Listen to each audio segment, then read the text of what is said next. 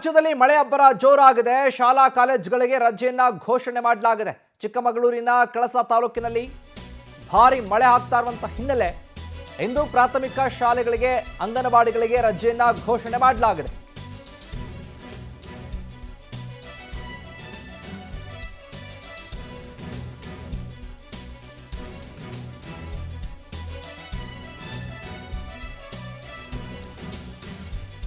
ಕಳಸ ಶಾಲಾ ಕಾಲೇಜುಗಳಿಗೆ ರಜೆಯನ್ನ ಘೋಷಿಸಿದ್ದಾರೆ ತಹಶೀಲ್ದಾರ್. ಉತ್ತರ ಕನ್ನಡ ಜಿಲ್ಲೆ 5 ತಾಲೂಕುಗಳ ಶಾಲೆಗಳಿಗೆ ರಜೆಯನ್ನ ನೀಡಲಾಗಿದೆ.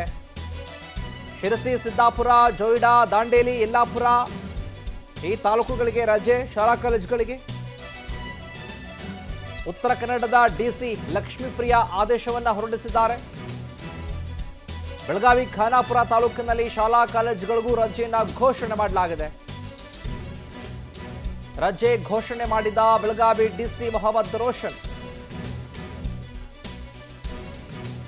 ಹಾಸನ ಜಿಲ್ಲೆಯ ಸಕಲೇಶಪುರ ತಾಲೂಕಿನಲ್ಲೂ ಶಾಲಾ ಕಾಲೇಜುಗಳಿಗೆ ರಜೆ. ಹಾಸನ ತಹಶೀಲ್ದಾರ್ ಸುಪ್ರಿಯಾ ಆದೇಶವನ್ನ ಹೊರಡಿಸಿದ್ದಾರೆ. ಶಿವಮೊಗ್ಗದ ಸಾಗರ ತಾಲೂಕಿನ ಶಾಲಾ ಕಾಲೇಜುಗಳಿಗೂ ಕೂಡ ರಜೆ ನೀಡಲಾಗಿದೆ. ಅಂಗನವಾಡಿ, ಪ್ರಾಥಮಿಕ, ಪ್ರೌಢಶಾಲಾ ಕಾಲೇಜುಗಳಿಗೆ ರಜೆಯನ್ನ ನೀಡಲಾಗಿದೆ. ಸಾಗರ ತಹಶೀಲ್ದಾರ್ ರಜೆಯನ್ನ ಘೋಷಣೆ ಮಾಡಿದ್ದಾರೆ.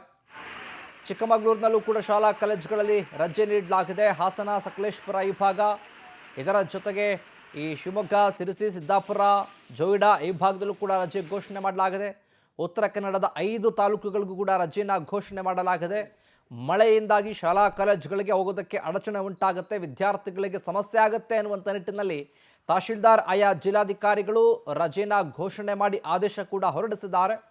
ಕಳಸ ಭಾಗ, ಶಿವಮೊಗ್ಗ ಭಾಗ, ಇನ್ನು ಉತ್ತರ ಕನ್ನಡದ 5 ಜಿಲ್ಲೆಗಳು, ಇದರ ಜೊತೆಗೆ ಶಿರಸಿ, ಸಿದ್ದಾಪುರ, ಈ ಚಿಕ್ಕಮಗಳೂರು ಈ ಭಾಗದಲ್ಲಿ ಯಥೇಚ್ಛವಾಗಿ ಮಳೆ ಆಗ್ತಾ ಇರೋದ್ರಿಂದ ಮಳೆರಾಯ ಹಲವು ಅವಾಂತರವನ್ನು ಸೃಷ್ಟಿ ಮಾಡ್ತಾ ಇದ್ದಾನೆ.